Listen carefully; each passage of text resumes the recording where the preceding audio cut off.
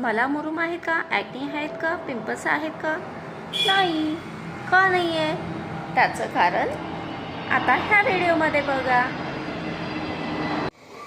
नमस्ते सगळ्यांना, मी ज्योती सोलंकी. आज मी तुम्हाला ॲक्ने आणि तारुण्य पिटिका ह्याविषयी सांगणार आहे. ॲक्ने मीन्स मुरूम आणि तारुण्य पिटिका ह्या दोन वेगवेगळे विषय आहेत. आता मुरूम आणि तारुण्य पिटिका काय ना एकच वाटते. तारुण्य पिटिका ह्या यंग म्हणजे आपले जेव्हा आपण यंग असतो, जेव्हा 8 ते 15 वर्षामध्ये तारुण्य पिटिका येतात आणि त्याच्यानंतर जे येतात ते मुरूम असतं, म्हणजे ॲक्ने असतात.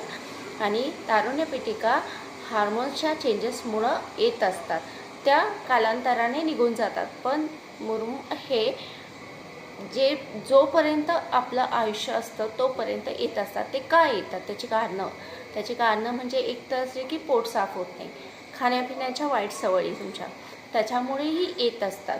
आता त्याच्यावर आपण उपाय काय करायचे जेणेकरून ह्या तारुण्य पिटिका आणि मुरूम कमी होतील? तर त्याच्यासाठी तुम्ही रोज स्किन साफ ठेवायची तोंडाची, जेणेकरून तेलकट ठेवायची नाही आहे, व्यवस्थित साफ करायचं, सारखं साबण लावायचा नाही आहे, जेणेकरून तुम्हाला व्यवस्थित स्किन साफ होईल आणि ह्या गोष्टी येणार नाही, मुरूम म्हणजे येणार नाही तुम्हाला. त्याच्यासाठी एक लेप असतो, जो आपला बेसनाचा लेप असतो, हळदीचा लेप असतो, तो लावा.